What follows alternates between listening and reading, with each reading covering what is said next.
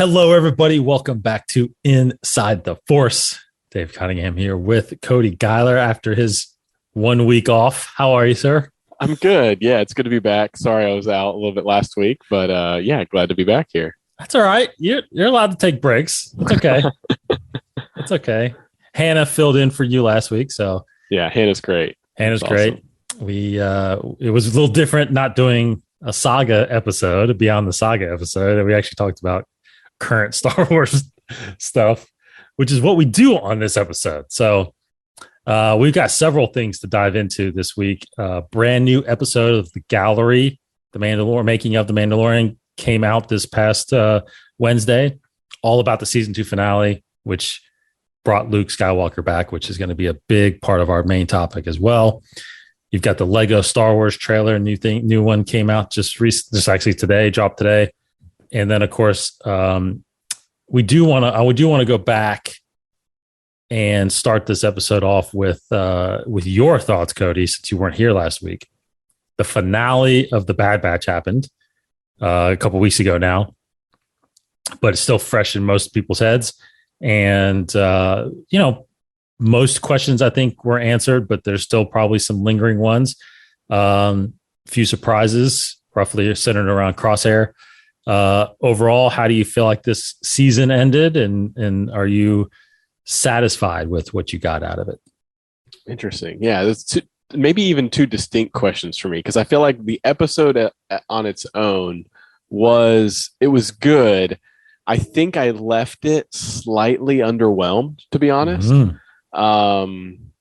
And maybe it's because we had talked a lot about some of where it could go, expectations. And then right before the finale, I think you and I discussed, like how they did such a great job in the premiere of kicking it off with a bang. Yeah. It was probably one of the better premieres of any of the animated Star Wars shows that I've seen. And maybe I just thought they would kind of do a little bit of that book ending, and maybe some of the things I was looking forward to will come later in season 2, opening up the story a bit. We talked about, will they start to expand beyond the Bad Batch themselves as characters and include some of these other legacy characters. So then I started to wonder, okay, well, maybe some of my thoughts and why I left underwhelmed is because I actually wanted more of these other characters than the Bad Batch themselves. So I think it's like a weird place to be with it. So as a season overall, I think as an animated Star Wars show, they did a great job. The animation is as good as it's been, right? It's on there with the finale of the Clone Wars. It looks amazing.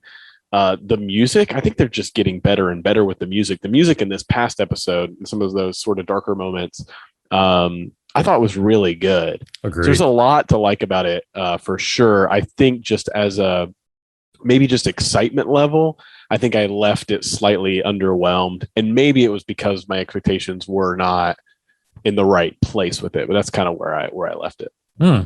Interesting.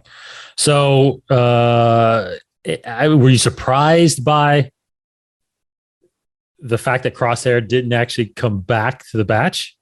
I was surprised that they kind of did, because we had talked a little bit about, okay, Crosshair, the Bad Batch, he didn't really fit in with them because he didn't agree with them. And the Empire now doesn't have a place for him anymore. They had kind of alluded to that a little bit with the phasing out the clones. And I think we had briefly touched on this idea of maybe, the Empire will even reject him. And maybe that'll be a point where he'll end up going over to the Bad Batch. He didn't, and now it leaves him as kind of this sort of like lone wolf character, which maybe is more interesting in a way because I mean, he still feels loyal to them for some reason. He does, and he had the moments with Omega, and I think there's obviously more there they're going to expand on, and it was just interesting. It kind of left it like, instead of like the full redemption, it was this idea of like maybe he hasn't even fully come to terms with what leaving the Empire means and coming back to his group of soldiers, to the Bad Batch. Yeah. It almost felt like it was more in terms of like his dealing with what all he's processing. Mhm. So it's just a really interesting, like more complex way to leave an episode in a season. Yes. Surprised at all about the destruction of Camino? I mean, yeah, I mean, we had seen it getting destroyed in the part one of the finale.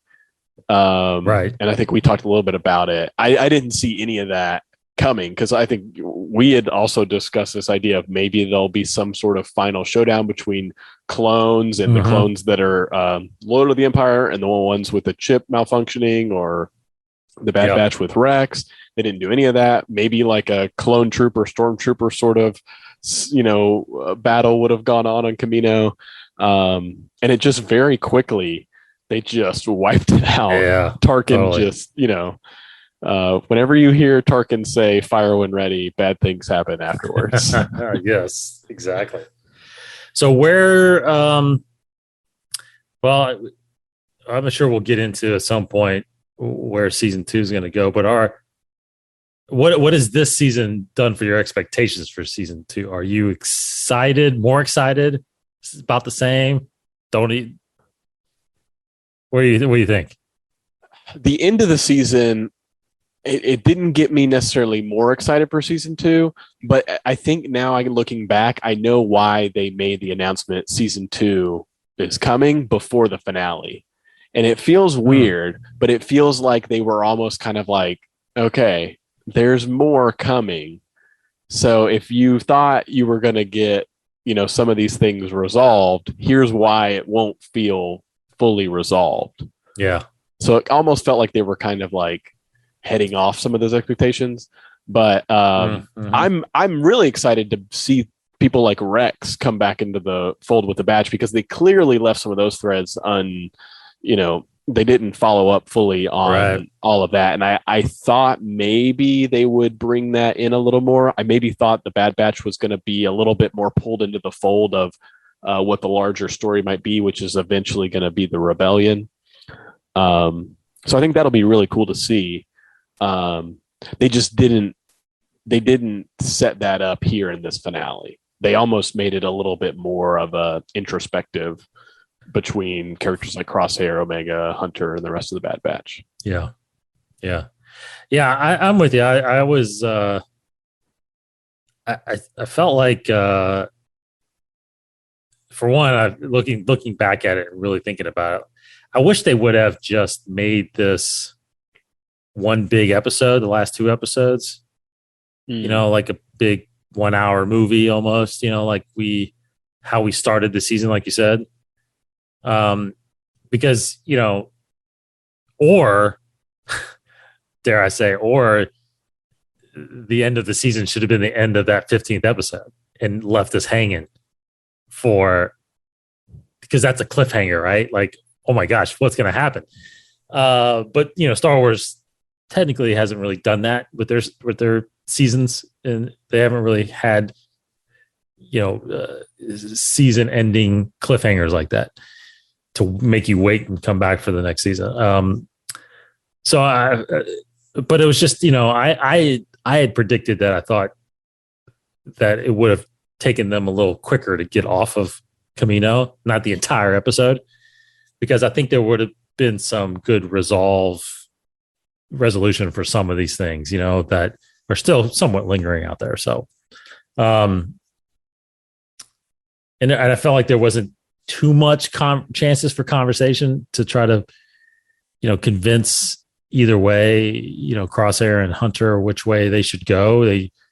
There was a little bit at the beginning of the episode when he first got caught, and then there's the end there on the platform. But at that point, it was just a quick conversation. So I don't know. I felt like there could have been a little bit more. It was really just a big action episode, escape episode, so. Right. Well, they did. I will say, just to credit the things that I liked about this first season, Crosshair's arc has been really nice. Omega has had a lot of attention to her arc for the most part. And then Hunter, I think even Wrecker to a certain extent. I think Echo is the one that I maybe expected to see a little bit more of and didn't, just because I thought he even had like a little bit more of an interesting backstory right. with what he's been through. So it's maybe surprised not to see some of that, but I think they did a great job with Crosshair, especially. Yep. In a lot of his art. Yeah. Overall, I would probably chalk it up to be better than what I expected. Even though I think there were a couple of not entirely throwaway episodes, but just some just not relevant fully to the main storyline.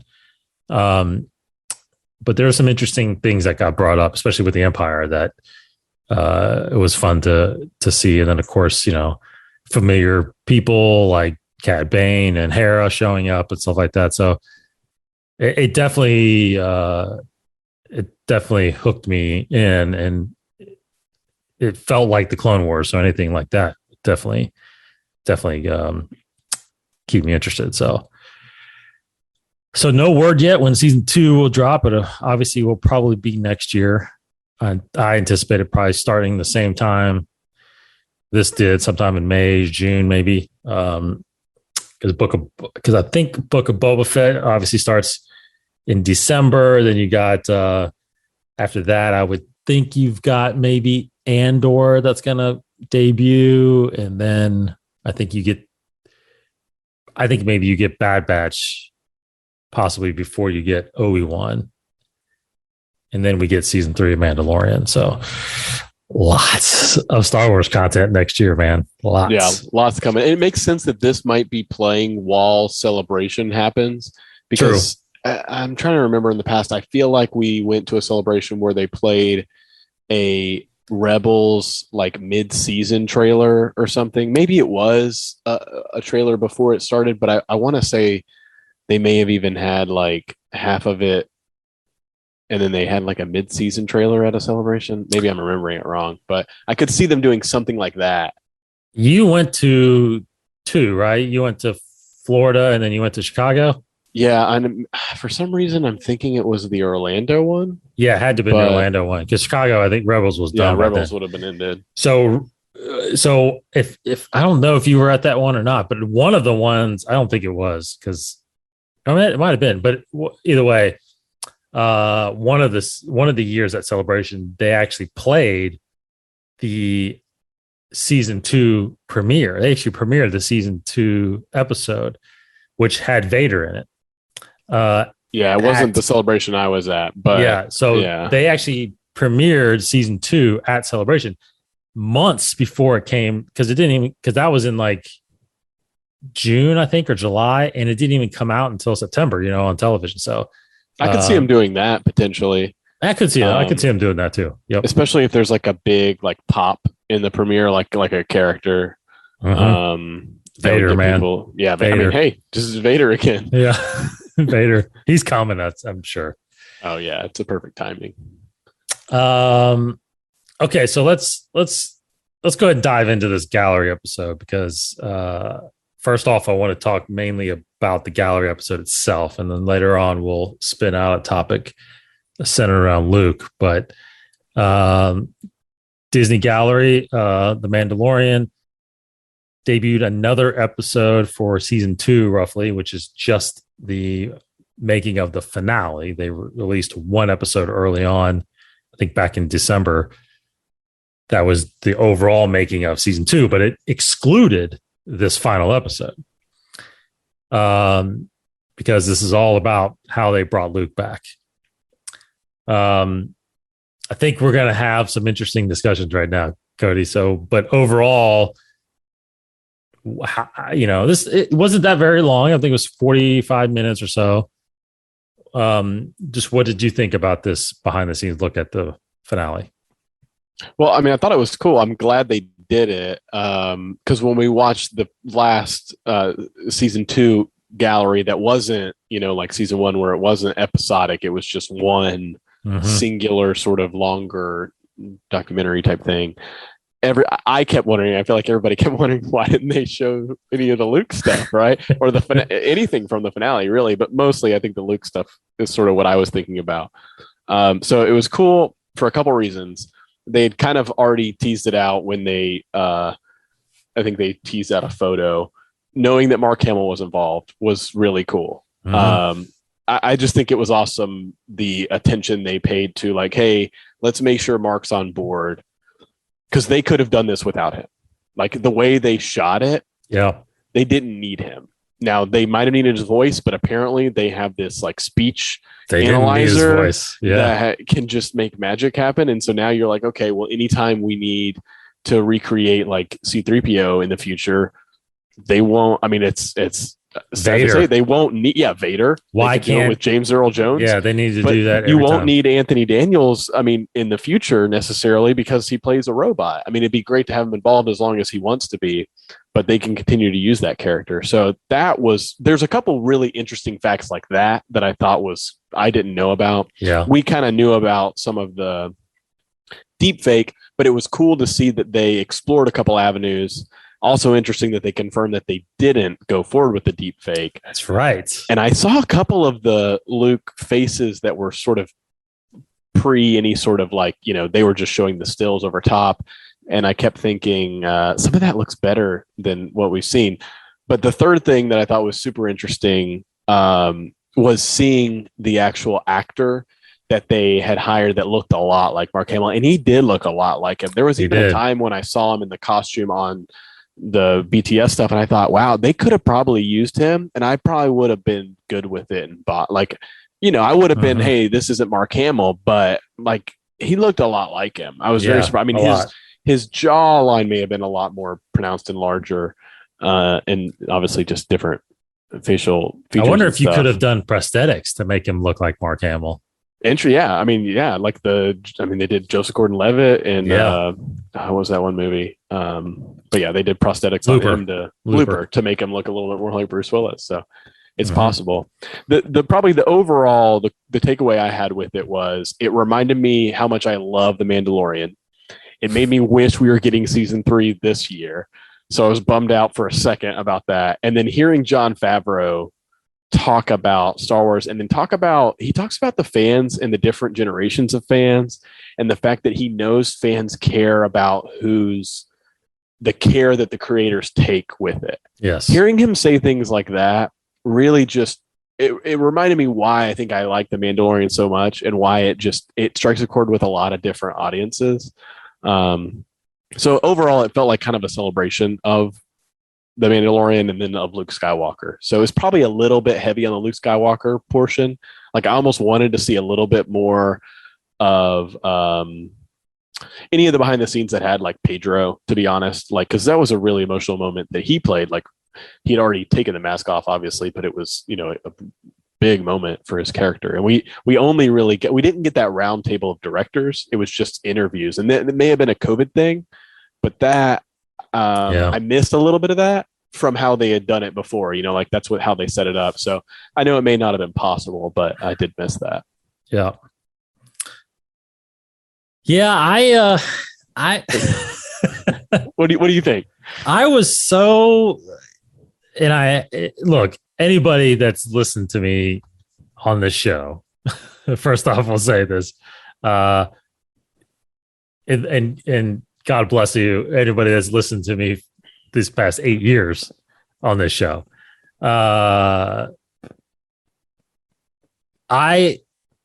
This is one of the most underwhelming I've felt watching something Star Wars, to be honest. I was looking forward to it, like you, I think, like everybody, because I wanted to see, behind the scenes of how they did this. I think there's two things here that kind of made me feel like this, and I think, it's nobody's fault. It's obviously not Lucasfilm's fault. It's, for those of you that may not know, but we have talked about it a little bit. Like Cody and I actually work in this business in a sense. We work on the production side of things, right? We don't make The Mandalorian, but yeah, we don't make The Mandalorian. We actually don't make anything on Disney Plus, but we do make TV shows and movies and documentaries and commercials and all kinds of stuff. A lot of production. And we have people that we work with that do a lot of animation and and compositing. And I've done a lot of that myself, actually, with my career.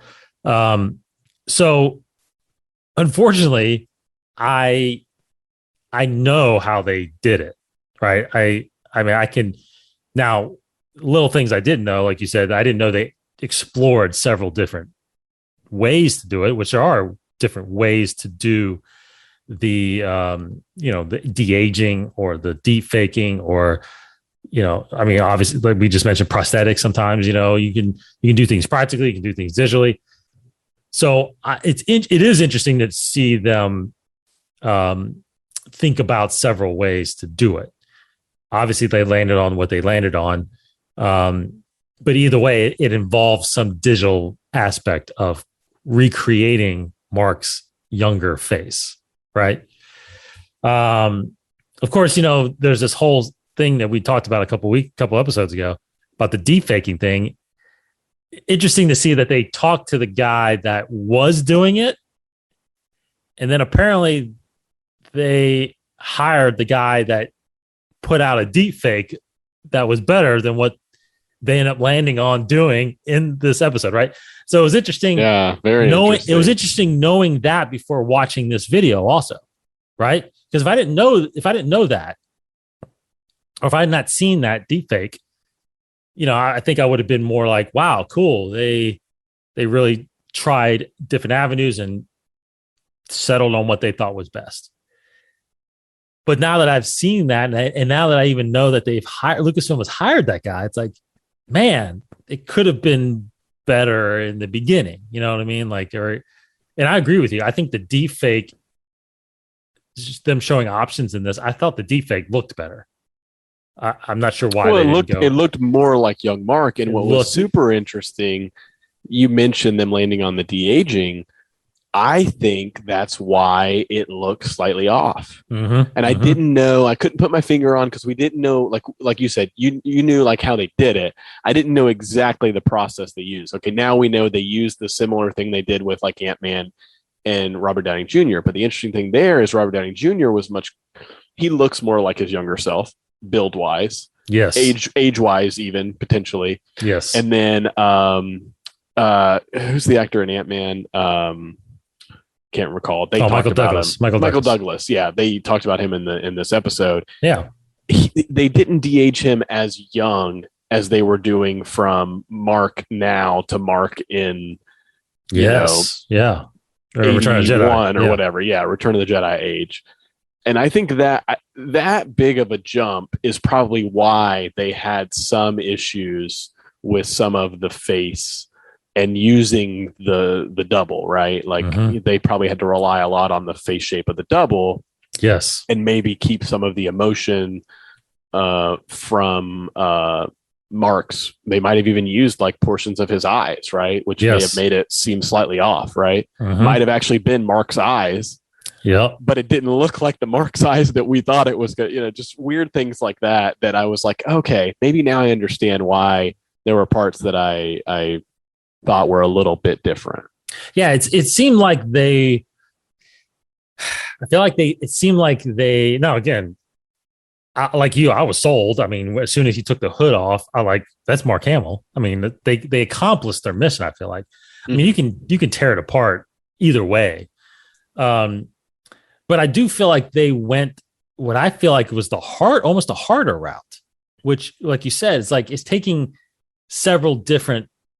They shot that with that globe thing that they talked about. They shot Mark in that. They shot Mark walking through. They shot the double walking in. Then they went in and de-aged it. It's like they took all these different elements. I felt like just made it a little more difficult than just doing the deepfake, which is making the computer and the software just gather all this data of Mark from all those interviews and all that time period between the 80s when he was doing interviews, when he was in the movies, when he was doing all this. And again, it creates the face, and then you just got to tell it what to say. And I don't know. And to me, it looked better. And then you can do the lighting, you can do some texture stuff on it if you want. But anyway, I thought it was weird that I was surprised they went that route. So look, I'm not saying I hated it, all right, by any means, but I just felt like what I enjoyed the most about it, this episode, which is what I enjoy, like you just said, honestly, what I enjoy the most when I watch stuff like this is the creators, like Favreau and Filoni and even Peyton Reed, the director, hearing their just love and devotion and dedication to Star Wars, right? I mean, any filmmaker out there, most filmmakers out there, that are around my age, they all grew up with Star Wars. I mean, and most of them got into filmmaking because of Star Wars. And to hear Favreau, like you said, talk about the care that they took to bring Luke in this, and that's kind of what we're going to talk about later. And Filoni, and I was a little surprised that they talked about Kathleen Kennedy, but she wasn't interviewed in this. Yeah, that's interesting. I hadn't thought about it till you mentioned it. Yeah, they mentioned she was in the last roundtable. Yes, with the, at least with the directors roundtable. Totally. I think. Yeah, and she was also no, I don't think she was with the directors. She was with the creators, the other creators, like the visual effects and like John Knoll, Favreau, Filoni, and Doug Chang, I think. Yeah, and then there was the same VFX guy that's on here, and I'm not remembering his name, but yeah.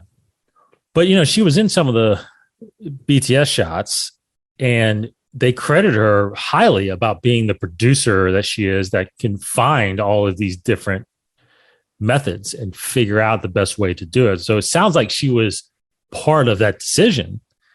They just didn't talk to her for some reason. Because I don't think she gets the credit that she deserves right now for Star Wars, but that's a whole nother topic. So anyway, I think my knowledge of this business kind of dilutes my enjoyment a little bit of these behind the scenes things, because I was talking to you before we recorded, like, when this stuff first came out back in the late 90s, early 2000s, when DVDs was popping up and you could fit more on a DVD, right? So you could put the trailers and the behind the scenes and commentaries, and we got our first dive into, this is how you make this stuff. Like, a lot of people back then knew you had actors and you had directors and you had, camera people and all that stuff, but you never really saw how they made a movie, or even heard from people like what it took to make this movie. Like, I mean, I remember thinking, not really knowing how long it took to make a movie, right? And like, some of these movies back then took 3, 4, 5 years to make, depending on how many visual effects there were, how much, CG there was, and blah, blah, blah. CG back then, 10 CG shots took over a year to do, right? So when we first got that kind of stuff, it was like, God, you were just consuming all of it. You want to know how they made the Matrix and how they, made all this stuff. But it's been 20 years or so, right, since that's happened. And I don't know. Do you feel like, do you get excited over behind the scenes stuff that much anymore? I think it depends. I mean, I still do like, and maybe it's the technical side of me. I like seeing knowing one specific shot, right, that they got, like, following the double holding Grogu and R2. They used it wasn't just a camera on like a dolly, it was actually craned out like on a jib arm. And I'm like, I wonder, did they do that just because they didn't want to mess up the flooring that they put down? I don't know. Like, I think about all these other details that are probably like nobody else thinks about. Yeah. And maybe it's because, like you said, right, like, we have to logistically sometimes think this stuff through. So maybe it's my work brain turns on a little bit when I watch some of this stuff, and I'm like breaking it down. So I enjoy some of that. I like being able to see some of that. What I pay attention to, like you just kind of said, like, when I see a shot, behind the scenes shot, I tend to go, okay, what camera are they using? Oh yeah. What piece of equipment is that? how big of a light are they using? Like, yeah, I do think of stuff like that more so than the actual like making of it, right? Because again, we kind of know how it's made. But I will say that's what made, I felt like, the first season of this gallery thing so special. And what drew me in was because we had never seen the volume before. Yeah, that's true. Like, that was what it was like. Oh, wow, this changes the game. Like, this changes movie making, period. I mean, to be able to switch sceneries in the blink of an eye and just change some practical set pieces, and you're in a whole different scene within an hour. That's mind blowing what it does to the film industry in the movie. Yeah, and that was much more impressive, I think, than this behind the scenes look. I mean, them talking about recreating young Mark Hamill was cool, but like you said, like a lot of us, if you've dived in online, you've watched any other movie that's de-aged, like we've seen it, right? Like we've seen some of that.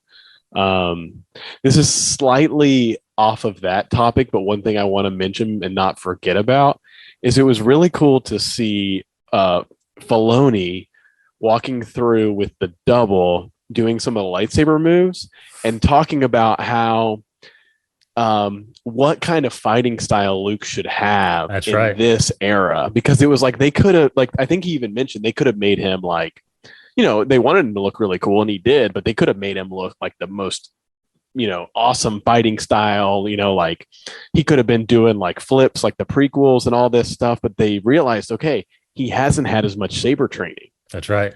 And I thought that was super interesting, and it just shows a little bit more of that care that they take in thinking it through.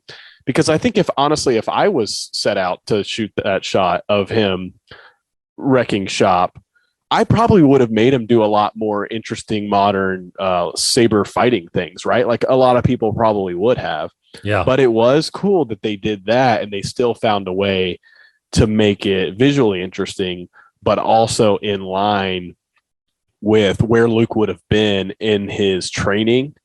Mm-hmm. And then he made this one mention of talking about how his style's different than Ahsoka's. And how Ahsoka is actually like, I don't know if he mentioned the word like his senior as far as like a Jedi, but that Ahsoka is more skilled in training, Force aspect. I guess you could debate that.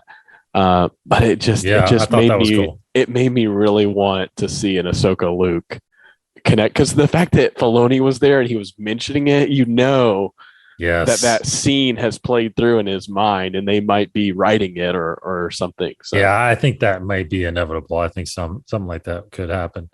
But you're right. I think that was cool. I think, looking back too at that saber fight or his fighting style, to me, I do see glimpses of the prequels in there, because there was a couple shots where, when he was deflecting, it wasn't his simple just like hold it straight up. Like he held it upside down, and the Anakin style. Yes. Yeah. So there was some, but what I thought was spot on was they made it seem very effortless for Luke. Like he didn't look like at all he was under duress. Like bam, bam, bam. He just moved, especially when he's going down that hallway. It's like a symphony. He's just back and forth and hitting every spot. So yes, I agree with you. I think it was, again, it goes to that attention to detail that Filoni and Favreau have, that they think of things like that. And not everybody would, I don't feel like, that's why it's so special that these guys are attached to this thing, especially Filoni, because there's nothing that I feel like that gets past this guy. And so there, again, I think there were good aspects of this episode for sure, hearing from those guys.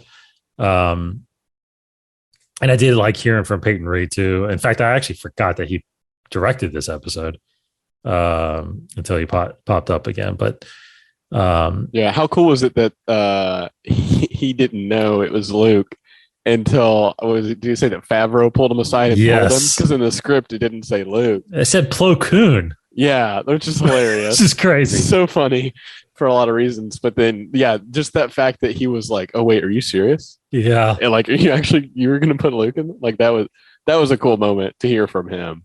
And it's crazy that they knew this for 2 years. That's wild. That's hard to. Yeah, and Mark knew it for a while too, which is. I mean, he's good at keeping secrets. He is. But he did hint at something online just the other day. I think when it came out yesterday, it made it almost seem like there'll be more of him. And he posted that photo, the poster. Oh, yeah. Mark Hamill posted the photo of Luke and Grogu with the little lightsaber building. So either A, he knows, because he knows what fans like, which is probably what he's leading into. Yes. Or B, like he really knows because he knows what's going to happen. Right. So that's interesting. Cool.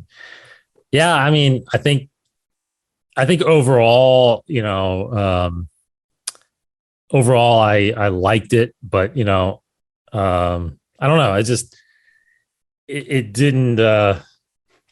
didn't wow me like I guess when I first learned about the volume and that director roundtable I still think is my favorite episode. It's them breaking down each person and that was so good because a lot of them, even though they say they're Star Wars fans, they're not like invested fully in the Star Wars, someone like Favreau and Filoni are. So hearing them describe things to them and seeing these directors like, oh, I didn't even think of it that way. Especially that whole time when he talked about the Duel of the Fates, that was really cool. So, but again, hearing them talk about how much they love Star Wars, of course, I wouldn't expect anything else from them. But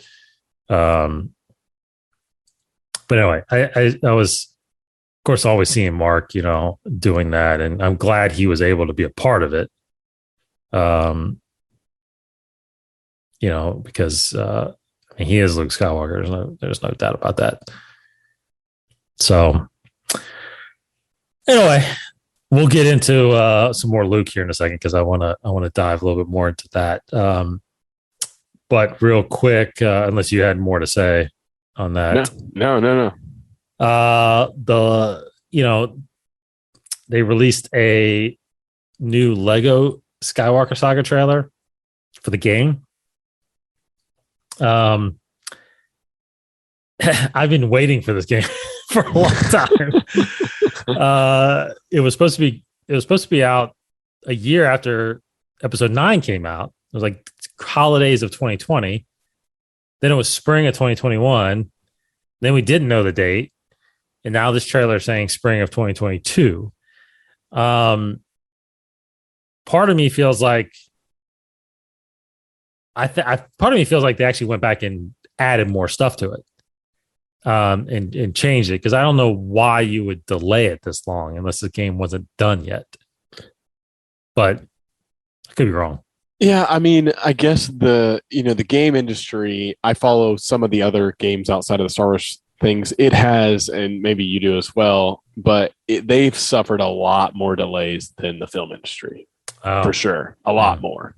And I don't know if it has to do with the fact that the way that they working remotely has really slowed that process down. There's been a lot of games that even were supposed to come out, some 2020, but some even in 2021, right? That had a little bit more lead time. And just recently, like they were fall releases, just recently have been pushed to next year. Like the delays are it's like they're piling up and they just can't hit the deadline for some reason.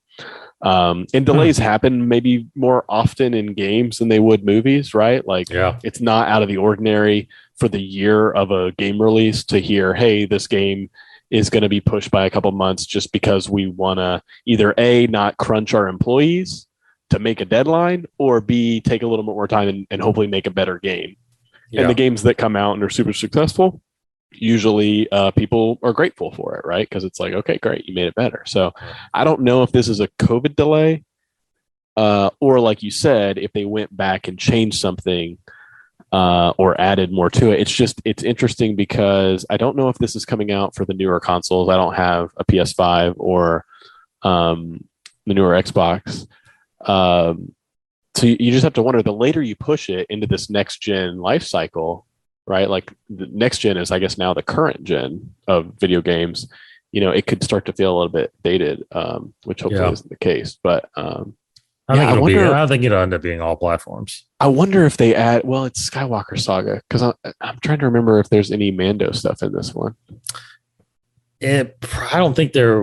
I mean, that's the thing. They could have went back and added some stuff. Because if they were, I mean, if it were me and I needed to add something that caused this delay, I'd say put a lot more Mando in it because that's what people care about right now. Yeah. Right. Like the Skywalker Saga is great. It sounds like you're playing through the movies though, but right, which is what it was supposed to be when it came out. Yeah, a year ago.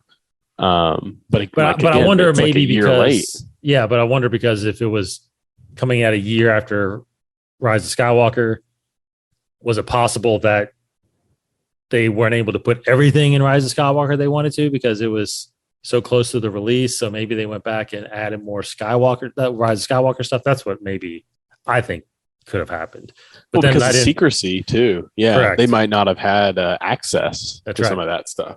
So maybe I didn't. But I didn't think about the delays with COVID and manufacturing right now and everybody being at home and stuff like that. So that's possible. That's definitely possible. So, but anyway, not too much. There's a little bit more gameplay in this trailer, but I'm excited for it. I've been dying to play this thing. I love the Lego games. So I'll get it and when it comes out, but hopefully by spring of 2022, we know a lot more games that are coming out, hopefully by then, because I'm just pumped about this open world stuff. And gosh, I hope they get that going. Well, by Celebration, you would hope so. And I guess one thing, I actually hadn't sent this to you. I just saw a brief glimpse of it, and it may be a complete like fan-made thing, but either a fan made it or somebody is working on this like Mandalorian game.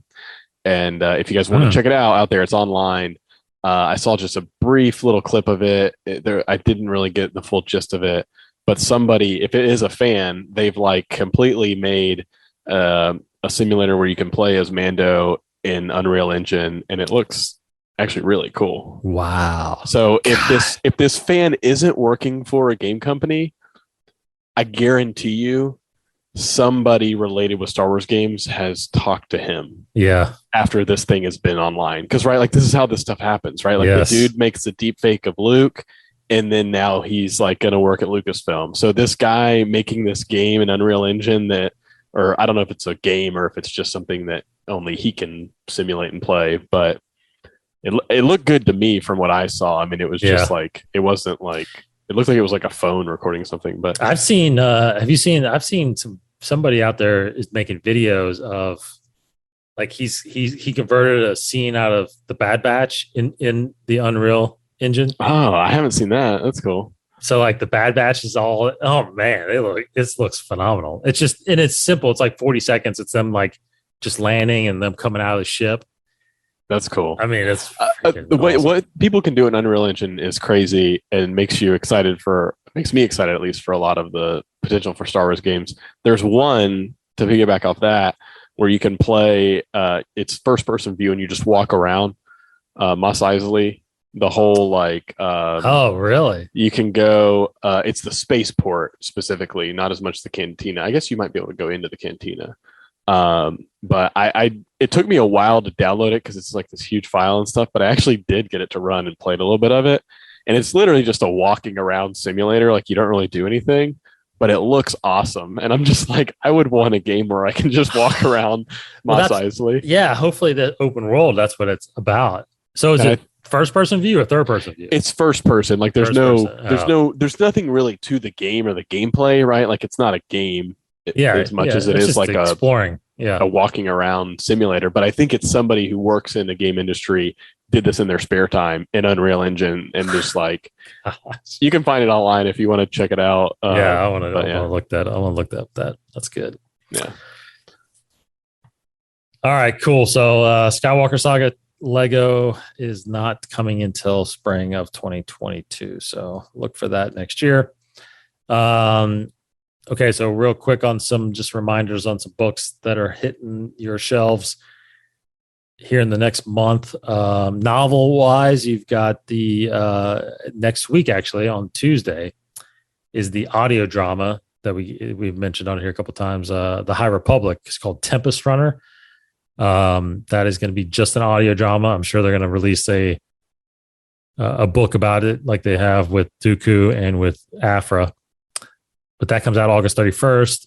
The Visions book, Ronin, October 12th. Queen's Hope by E.K. Johnson, November 2nd. And then Thrawn, Ascendancy, Lesser Evil, the third book in that trilogy, is November 16th. Comics, War of the Bounty Hunters is still going on out there. War of the Bounty Hunters, number 4 drops September 8th.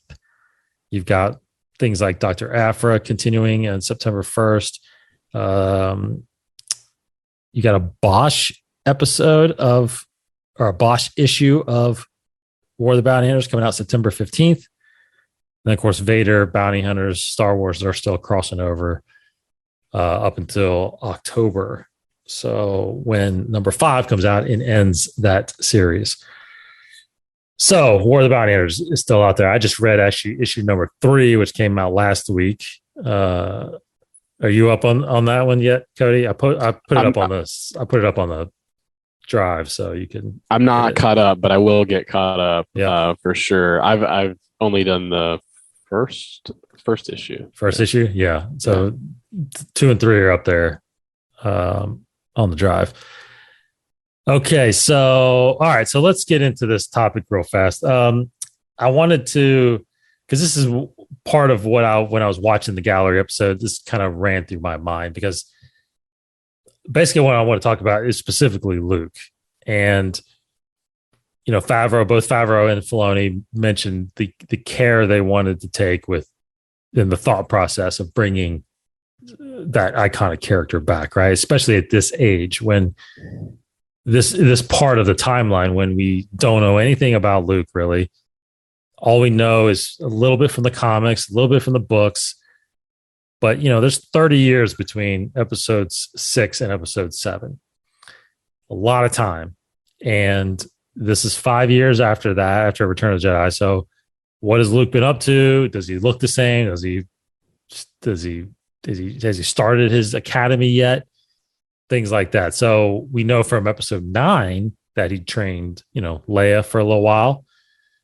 So, and we know he was searching the galaxy for different types of artifacts, both Jedi and Sith.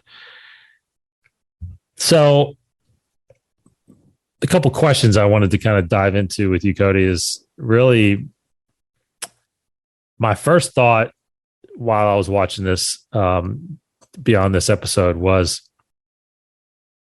even though I definitely appreciate, and I think it was really awesome that they brought Luke into this, and Luke was the one that came and got Grogu. I kind of started thinking to myself, okay, so what has this appearance done for the character of Luke Skywalker? Not only internally in the Star Wars universe, but also as us fans. Has this character, does this appearance and him now being a part of Grogu's life, like, how significantly does that impact his character up until we see him at the end of episode 7, basically? And then I guess it's a 2-part question. And then the other one is just, what has it done? What has this appearance done for us fans? Like, did we need this? Did we want this, especially after the Luke we got in the sequels, love it or hate it? Does this at all make that better or worse, kind of thing? You know what I mean? So maybe go with the first one first, first one. About the actual character of Luke Skywalker. What does this do for him? Yeah, so for the first part of the question, I think for the character of Luke, it's super interesting because it almost kind of breaks some of what we may have thought Luke may have been up to in this timeline, in the canon, right, of what we knew. And sometimes when I say the word breaks, it doesn't always necessarily have to be a bad thing, right? Like Rebels to me kind of broke what I thought the Jedi were like during that time, right? They introduced Kanan and Ezra. I now love Kanan and Ezra, and they told great stories with them, and they found really interesting ways to weave them in, and you didn't have to kill them both off, right? like Ezra's still around and in a super interesting way. Mhm. So I think there's always ways to introduce these stories midway through, right? In between two bookends. They've proven, or at least Filoni to me has proven, that he can do that well. Right. So I'm interested to see that.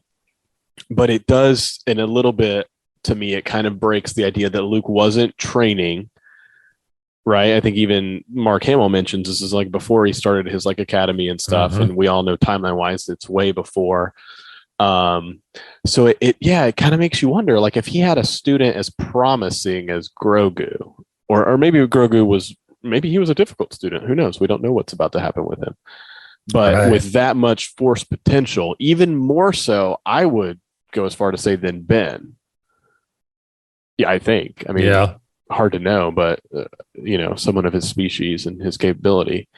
It just makes you wonder either what went well or what went poorly that caused him to not bring in and train other students around the same time, and then to get to the point where he was with Ben, where he wasn't able to maybe connect with Ben the way he wanted to and overcome some of his like leaning to the dark side. So just like character wise, I think it puts Luke in a really interesting spot, being a teacher and being like a master who's training in a time that I don't think we thought he would be training anybody except for, because this is pre-training Leia, or is this after? No, this is after training Leia. Okay, so he's already done that.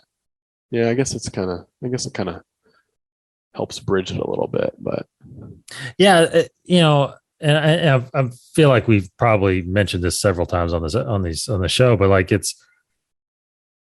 I wonder if we'll ever find out why did it take him so long, and was it Ben? Like, what do we know for fact that it was because of Ben he started his academy, or because that's what it made it sound like, right? It made it sound like Leia asked him to train Ben because she felt the darkness, right? That could happen with him, the temptation possibly.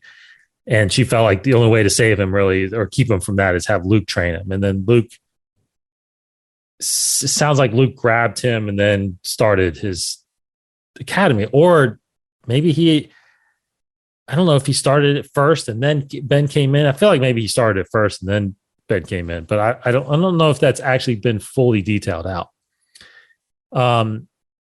When you read the comic, The Rise of Kylo Ren, he's already there. He's already training them and a bunch of students.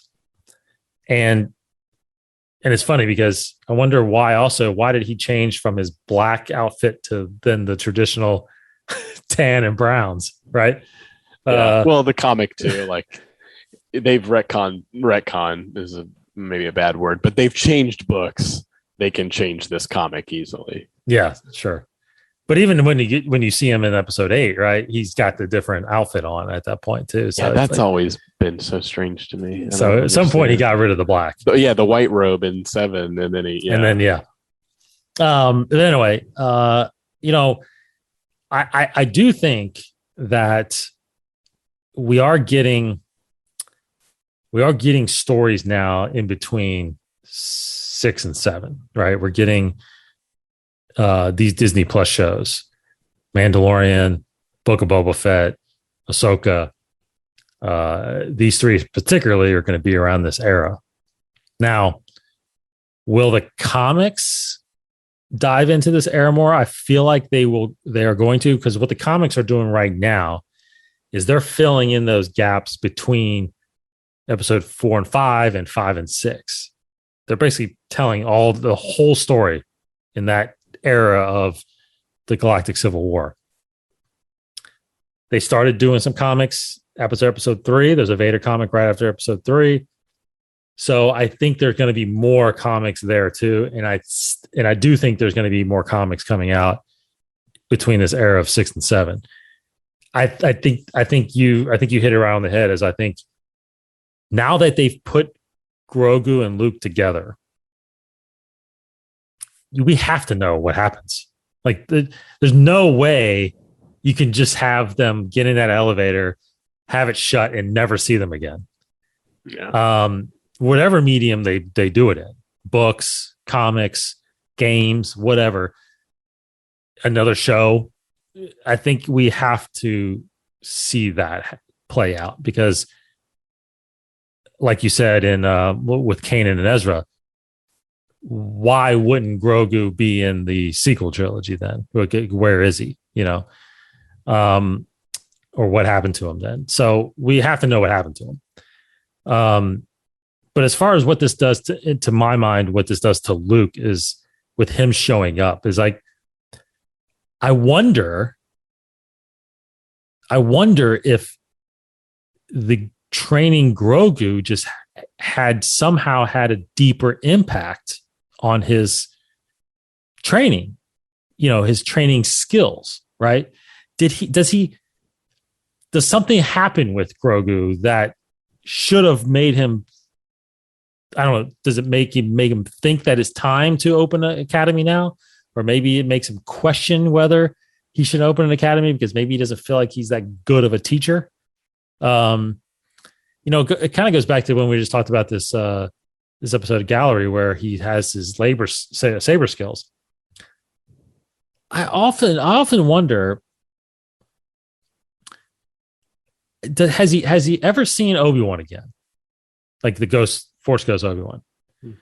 Because it seems like, based on the movies, episode 8, it seems like he hasn't seen Yoda since he saw him at the end of episode 6, up until he saw when he's about to burn the thing down. Like, you almost feel like he hasn't seen him or heard from him in 30 years. Yeah, it feels like it's been a while, maybe. He also cut himself off. He did cut himself off. So it could have easily been that couple of years of being, or however long he was cut off. I guess we don't specifically know. It was, I think it was about 4 or 5 years. Which is kind of a while. Yeah, yeah, it's kind of a while. Yeah. It's just that, of course, I guess maybe they have to do it because we only seen them together in the movies. But, Yoda just keeps referencing dialogue that they had back in the original trilogy. Nothing that they had early on. So what I'm getting at is, I wonder if they could continue to train him as Force Ghosts, right? Could they train his saber skills? Could they train his Force using ability, right? I mean, you would think that they would, but maybe they're not able to. Maybe they have to stay out of it. I don't know. Stay out of the course of the living Force part of it. I don't know. But it doesn't seem like he got that type of leadership from Obi-Wan. And, it's a big question too. It's like, does he ever talk to his father, Anakin? Like, that would be incredible to see something like that. Yeah, that would be great to see. Yeah, because I think in the Legends books, he did have that interaction with Anakin. Because I remember, I think there was a storyline or a book that Leia refused. Like, she knew he was Darth Vader, and she was like, I don't want to talk to him. He's not my father, kind of thing. So I think that there was that interaction. How awesome would that be? Luke, young Hamill talking to a Hayden Christensen Force Ghost, which you could totally do. You totally could do. Well, I don't want to get into a larger conversation, but episode 9 really, really missed Hayden as a Force Ghost playing some kind of role, because they brought back Palpatine specifically. But anyway. Yep. I think there is definitely a way they can do that. And I like I hadn't thought as much about the Force Ghost training him, but that does explain maybe why, if you want to take that whole thread of Luke's whole sort of Jedi career, why he may have not had the same kind of skill set as a trainer, as a leader, or as, training an apprentice. It almost, I don't know, it's interesting. It makes you wonder, as he was hunting down artifacts and knowledge, he wanted to learn more about the Jedi. True. I wonder what him taking Grogu, this training, is going to become like, and if he is going to get to that height of a Jedi Master, right before the time when Ben starts struggling with the dark side.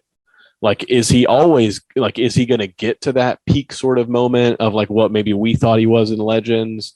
Or I always kind of fall back to a game that I used to really like, Jedi Knight, Jedi Academy. You play as an apprentice coming into Luke's academy, and you're kind of training under like Kyle Katarn, but Luke is like he's like the Yoda of this time period, right? Yeah, and it does make you wonder, like, did he ever really get to that that level? Yeah, I don't know. Very good questions. So I think this did I think this did a lot. Just to summarize my answer is I think this did a lot to his character. I just think it opened up a lot more questions, and it does, which I think are very, able to be answered. But I think we have to see those. I think we have to get those answers in whatever form they come. Like, what did this meeting with Grogu, how did that impact all of these other decisions that we know happened later on, years after this? So what is this? So fan base wise, then, what do you think that this appearance has done to the fan base, and does it change our perception of what we saw Luke as in the sequel trilogy? Yeah, I mean, your question is great, and a little bit of, I think the way you phrased it the first time was like almost like, did we need this version of Luke in this era?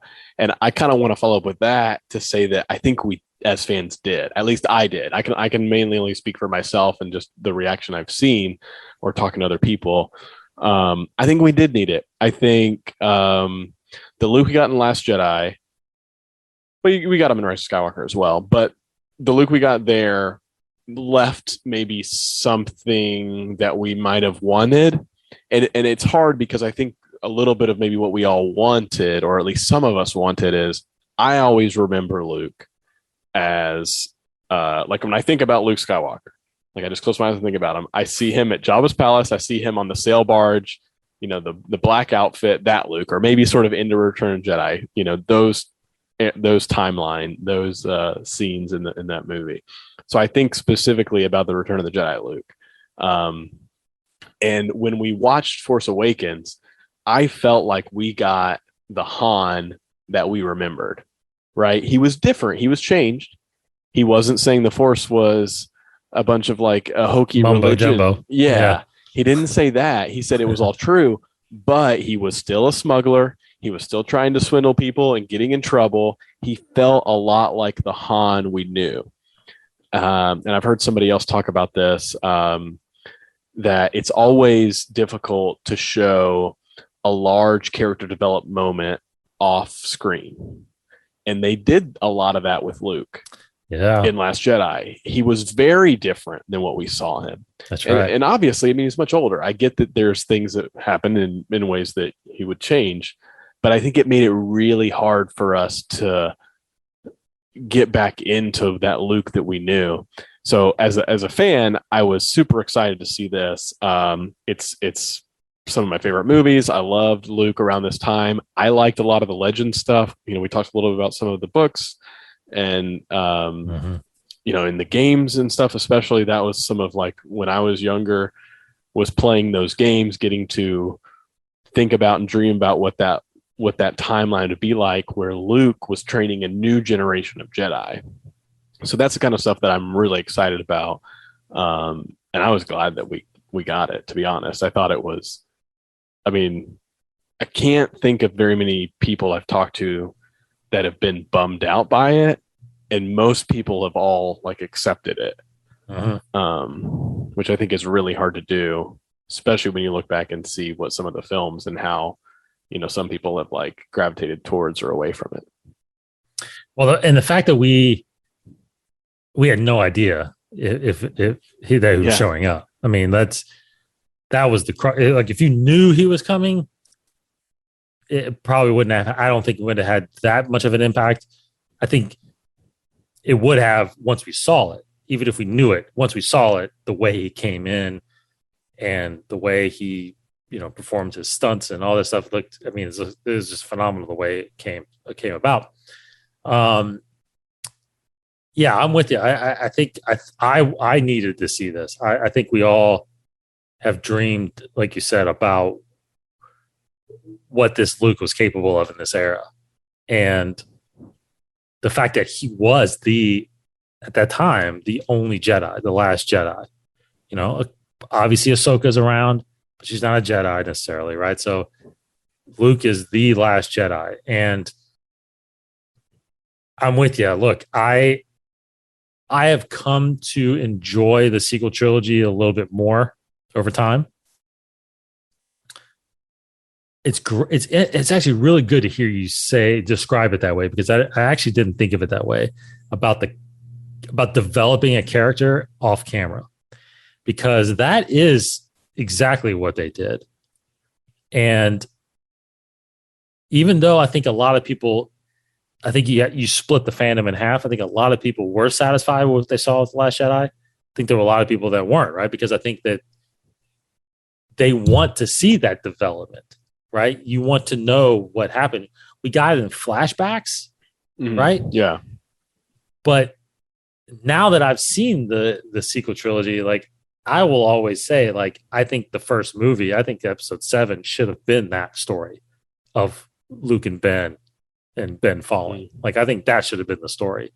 We would have saw the students. We would have saw Luke as a master. I think people would have, like you said with Han, people would have been familiar with that Luke, because that's what we'd known of him after all this time, right?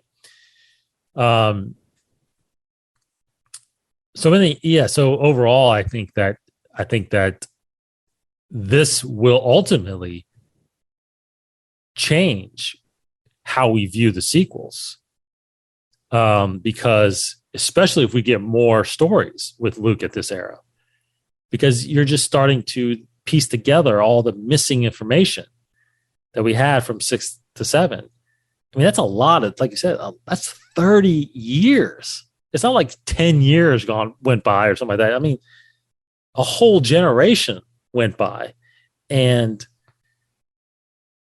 he went from this ultimate master to a guy that's cut off and hiding out on an island, right? So it's like, we need to know what happened. I think we need to know what happened with Grogu. We need to know what happened with starting his academy, and I think we will get it in some form. And I think that it will start to, satisfy a lot of the fan base that have wondered what Luke has been up to this whole time. Yeah. Well, I think it's interesting because a lot of us, and maybe this is less about the fan perspective, but a lot of us maybe feel and know that Luke and Grogu don't stay together, right? Like, because like you just mentioned, we know where he goes, but there's this huge gap. And, it's kind of interesting to think about. I like a lot of the stories, like the book Master and Apprentice is a really great book. And I like when some of these stories focus on that relationship between Jedi. I mean, obviously I like Jedi. I like that part of stories, the Force aspect. And I'm just super interested to see if they do give us more of this, which I assume they will, and they bring either Luke into some of these Mandalorian stories or they do their own thing. What sort of life lessons, stories can they come up with that are this dynamic between Luke and Grogu? It's a little bit different and probably harder, A, because he's a puppet, B, because he doesn't speak, at least as of right now. Right. But I think that sort of vibe from the prequels, a little bit of what we got with Obi-Wan and Luke in the original trilogy, we didn't really get much of that master apprentice role in the sequel trilogy. And so I'm interested to see them dive into that and show, because it's not going to, I don't think it's going to end tragically, but much like how Rebels, like it ended in a way we knew they had to do something with Ezra, right? But we didn't know where. And they found a really interesting way to not only wrap up their story, but propel him into the future of Star Wars. And now he might even come into this as well, which is just crazy to think about. We're mentioning all these characters in the same sentence, right? Like Ahsoka, Luke, Ezra. Luke may interact with Ezra and Grogu. Yes. It's just a wild to think about, but it is. I'm hopeful that they will find a way to weave some of these things together to where they can still split up Luke and Grogu again. Yeah. But maybe after some time and maybe in a way that serves the overall story. I still like to think that Grogu's story in some way still ends back with Din, with the Mandalorian. Because of that strong connection they have. And Ahsoka mentioned a lot of this idea of like she couldn't train him because he has this strong connection. I don't know how that'll affect Luke. That's right. Know? Luke was like the different Jedi than all the other Jedi, right? Like he did have some of these strong emotional connections. Yep. And that'll be really interesting to see too, I think. That's very true. Very true. Yeah, I think we just need to see some more of that, and it'd be, God, it would be crazy to see Luke and Ahsoka on the same screen. That would be one of the best moments I think out there. That'd be super incredible. Well, okay. Well, that's I think there's a ton more there we could dive into, but that's a big question I know to ask, and but I think there'll be more about that as we go on. I think Luke's appearances any appearance now from any of the original cast, Han, Luke, Leia, it's like it's impactful now if it happens. I don't know how I don't know if they, I don't know if they're set to come back at all at anything, but it would be pretty incredible, especially Luke. I mean, that would be good. Now, of course, there's always that fan casting that could happen with like Sebastian Stan coming back. Maybe he's a younger Luke, but it's just hard. It's just hard if it's not Hamill. It really is. Well, after this, as the precedent of they set that this is what they're gonna do or willing to do, and now you may come to expect it. The only thing, I think I can see them refining, right? Like we discussed maybe on a previous episode. I think at some point they will. I think they might update this Luke appearance. Really? Just maybe not now, maybe not this year, maybe not next year, but a couple years from now. Do you think they'll even tell us though? Maybe not. It probably won't. It won't be like a special edition release. But what I will say, I've only heard a few people, because not a ton of people. I mean, I stream everything now. Not a lot of people do Blu-rays, but I used to collect some Blu-ray sets that I liked, or certain ones. They don't have one for any of the Mandalorian seasons. Would be cool to have. I know. So, do you think? Last quick question: Do you think Kathleen Kennedy is kicking herself that they didn't deepfake Han in Solo? Ooh, that's a good one. Well, because the guy they hired did a Han deepfake. I know. And it looked pretty good on his YouTube. It looked really good. I mean, it was weird just because it was Alden's build with Harrison Ford's face. And it wasn't his voice either. Right. It was the Alden voice, which is the big difference there. A whole movie of a deepfake. I mean, we haven't seen that, right? Even the de-aging. We kind of seen it with Captain Marvel with Sam Jackson. Oh, Sam Jackson. He was a pretty big character. You're right. I was about to say the de-aging has almost, to me, always been a character who's not. They've been a supporting character, right? Right. And yeah, Nick Fury, Samuel Jackson was the supporting character, but he was in it a lot, and it looked really good. Looked really good. Some of the things I will say, but again, when it's the same character, same person, I think it's easier. Well, and he still has and I don't know how much this is really difficult, and it's challenging because it's this idea of he still has a similar build, right, to maybe what they wanted him to have, and nothing against any of these other older actors, but as you get older, sometimes you kind of slump and hunch and your body changes. Yeah. You know, there are some like Mark Hamill can't go through that hallway and do the lightsaber choreography the way that the double could, right? It just would not have worked. And I wouldn't have wanted it to be that way. Yep. So yeah, it's like they can't do that the same way they did Nick Fury. No. Well, that's that again. Like, I think if it's like, well, if they would have done deepfake Han, would they have done Harrison Ford and de-aged him? But he's like 70 something years old too. So it's like, yeah, like a 7-year-old playing like an 18-year-old. Yeah. You know, I mean, maybe you couldn't do that. So you would have had to do a deep fake and de-age somebody else and stuff like that. So it would have been a lot more expensive for sure. It may be a can of worms, but that guy that's done YouTube, and I think he played a younger Harrison Ford in a different movie. It was like Age of Adeline or something. I'm forgetting Alden? his name.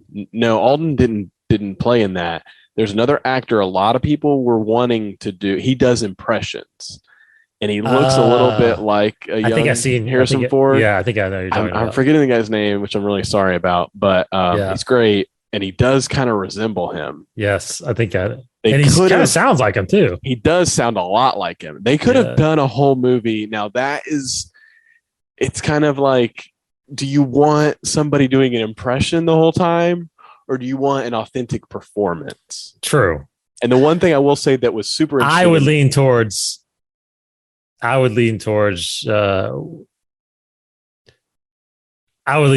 recreating or whatever you said first. What'd you say? The impression? Say? I would say the impression. Interesting. For a character like that.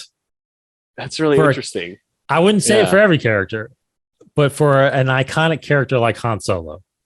Yeah, I would say. I think it's fair. And I think and maybe I'm in the minority in this. I think I would have gone for the actor giving an authentic performance, because what I did like about Alden is that there are subtleties he added around this time of Han that I don't think anybody else would have given us, right? Like I don't know. And for better or worse, right? Like sometimes it maybe didn't feel like Han, but it was a new kind of performance. It was. And I don't know. It's like, I don't know. It's making me think a lot now, but it's probably a whole nother topic or conversation.